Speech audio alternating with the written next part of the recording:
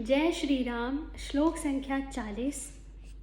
अब तक भगवान ने क्या बताया कि काम के द्वारा ज्ञान को आवृत्त बतलाकर अब उसे मारने का उपाय बतलाने के उद्देश्य से उसके वास स्थान और उसके द्वारा जीवात्मा के मोहित किए जाने के प्रकार बतलाते हुए भगवान कृष्ण क्या कहते हैं। इंद्रियाणि मनो बुद्धिर्स्याधिष्ठान मुच्यते ऐतैर्विमोह यत्येष ज्ञानमावृत्य देहिनम्। इंद्रियाणि मनो बुद्धिरस्याधिष्ठान मुच्यते ऐतैर्विमोह यत्येष ज्ञानमावृत्य देहिनम्। इंद्रियां, मन और बुद्धि ये सब इसके वास स्थान कहे जाते हैं।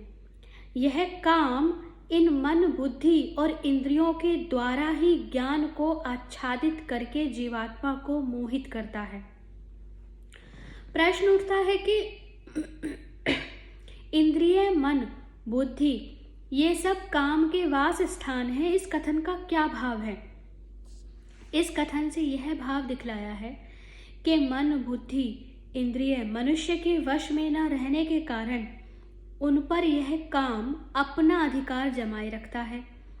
अतः कल्याण चाहने वाले मनुष्य को अपने मन, बुद्धि, इंद्रियों में से कामरूप वैरी को शीघ्र ही निकाल देना या वहीं रोककर उसे नष्ट कर देना चाहिए। नहीं तो यह घर में घुसे हुए शत्रु की भांति मनुष्य जीवन रूप अमूल्य धन को नष्ट कर देगा। अगला प्रश्न है, यह काम मन, बुद्धि और इंद्रियों के द्वारा ही ज्ञान को आच्छादित करके जीवात्मा को मोहित करता है। इस कथन का क्या भाव है? इससे यह भाव दिखलाया गया है कि यह काम मनुष्य के मन, बुद्धि और इंद्रियों में प्रविष्ट होकर उसकी विवेक शक्ति को नष्ट कर देता है और भोगों में सुख दिखलाकर उसे पापों में प्रवृत्त कर देता है, जिससे मनुष्य का अधः पतन हो जाता है। शीघ्र ही सचेत हो जाना चाहिए। यह बात एक कल्पित दृष्टांत के द्वारा समझाई जाती है। चेतन सिंह नाम के एक राजा थे। उनके प्रधानमंत्री का नाम था ज्ञान सागर।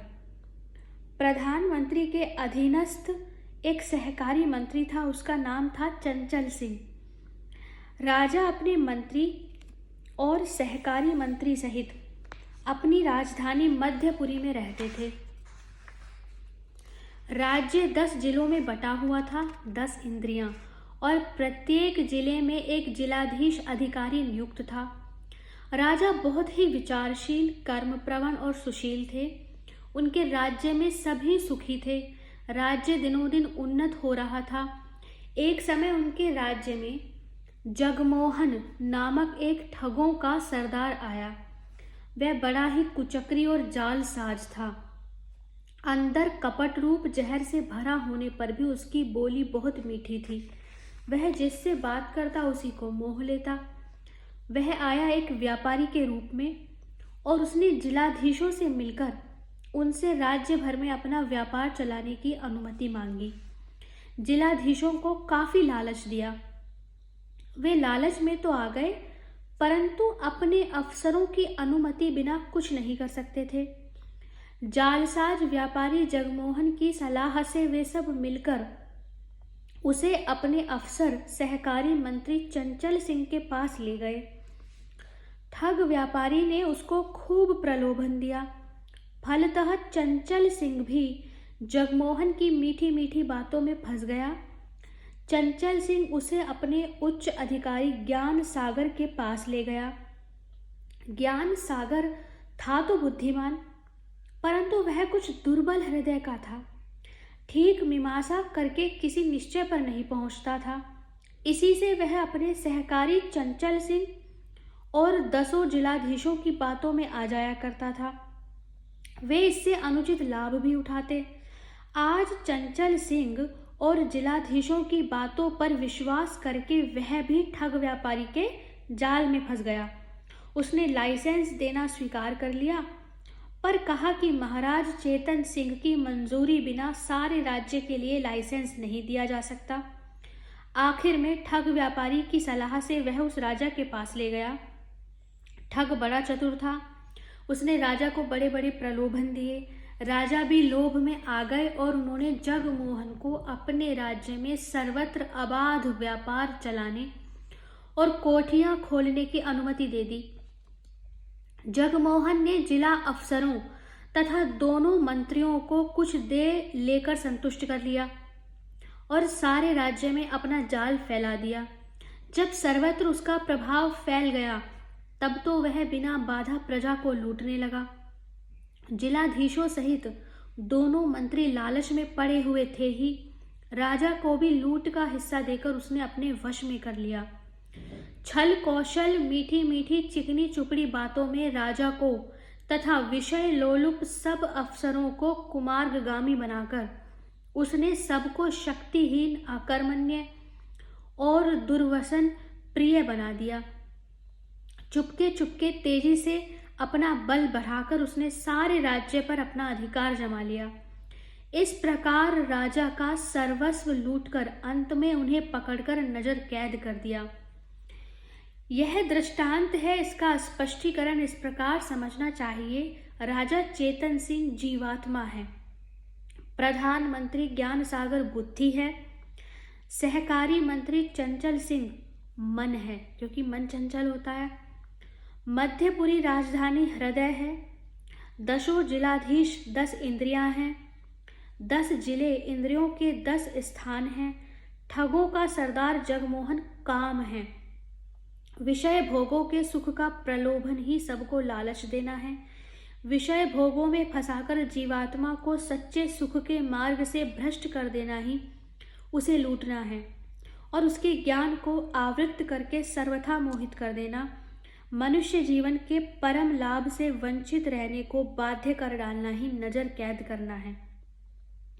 अभिप्राय यह है कि यह कल्याण विरोधी दुर्जय शत्रु काम, इंद्रिय, मन और बुद्धि को विषय भोग रूप मिथ्या सुख का प्रलोभन देकर उन सब पर अपना अधिकार जमाकर मन बुद्धि इंद्रियों द्वारा विषय सुख रूप लोभ से जीवात्मा के ज्ञान को ढककर उसे मोहमय संसार रूप कैद खाने में डाल देता है और परमात्मा की प्राप्ति रूप वास्तविक धन से वंचित करके उसके अमूल्य मनुष्य जीवन का नाश कर डालता है। इस प्रकार काम रूप वैरी के अत्याचार का और वह जहाँ छिपा रहकर अत्याचार करता है उन वास स्थानों का परिचय कराकर अब भगवान उस काम रूप वैरी को मारने की युक्ति बतलाते हुए उसे मार डालने के लिए अर्जुन को आज्ञा देते हैं। श्लोक संख्या 41। तस्मात्तव मिनेन्द्रियाणादो नियम्य भरतर्षभ पाप मानम प्रजहि ह्येनम ज्ञान विज्ञान नाशनम। तस्मात् त्वम इंद्रियाणि आदौ नियम्य भरतर्षभ पाप मानम प्रजहि ही एनम ज्ञान विज्ञान नाशनम। इसलिए हे अर्जुन, तू पहले इंद्रियों को वश में करके इस ज्ञान और विज्ञान का नाश करने वाले महान पापी काम को अवश्य ही बलपूर्वक मार डाल। यहाँ पे प्रश्न आता है कि तस्मात् और आदो इन दोनों पदों का प्रयोग करके इंद्रियों को वश में करने के लिए कहने का क्या भाव है। तस्मात् पद हेतुवाचक है, अर्थात इसलिए, इस कारण से। इसके साथ ही आदौ पद का प्रयोग करके इंद्रियों को वश में करने के लिए कहकर भगवान ने यह भाव दिखलाया है कि काम ही समस्त अनर्थों का मूल है और यह पहले इंद्रियों में प्रविष्ट होकर उनके द्वारा मन बुद्धि को मोहित करके जीवात्मा को मोहित करता है। इसके निवास स्थान मन बुद्धि और इंद्रियां हैं। इसलिए पहले इंद्रियों पर अपना अधिकार करके इस काम रूप शत्रु को अवश्य मार डालना चाहिए। इसके वास स्थानों को रोक लेने से ही इस काम रूप शत्रु को मारने में सुगमता होगी। अतएव पहले इंद्रियों को और फिर मन को रोकना चाहिए। दूसरा प्रश्न है, इंद्रियों को किस उपाय से वश में करना चाहिए? उत्तर है अभ्यास और वैराग्य। इन दो उपायों से इंद्रियां वश में हो सकती हैं। ये ही दो उपाय मन को वश में करने के लिए बताए गए हैं। विषय और इंद्रियों के संयोग से होने वाले राजस सुख को तथा निद्रा, आलस्य और प्रमाद जनित तामस सुख को वास्तव में क्षणिक, नाशवान और दुखरूप समझकर इस लोक और परलोक के समस्त भोगों से विरक्त रहना वैराग्य है। परमात्मा के नाम, रूप, गुण, चरित्र आदि के श्रवण, कीर्तन, मनन आदि में और निस्वार्थ भाव से लोक सेवा के कार्यों में इंद्रियों को लगाना एवं धारण शक्ति के द्वारा उनकी क्रियाओं को शास्त्र के अनुकूल बनाना तथा उनमें स्वेच्छाचारिता का दोष पैदा न होने देने की चेष्टा करना अभ्यास है। इन दोनों ही उपायों से इंद्रियों और मन को वश में किया जा सकता है।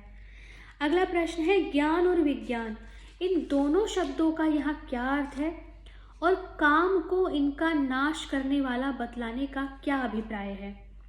उत्तर है, भगवान के निर्गुण निराकार तत्व के प्रभाव, महात्म्य और रहस्य से युक्त यथार्थ ज्ञान को ज्ञान तथा सगुण निराकार दिव्य साकार तत्व के लीला, रहस्य, गुण, महत्व और प्रभाव से युक्त यथार्थ ज्ञान को विज्ञान कहते हैं।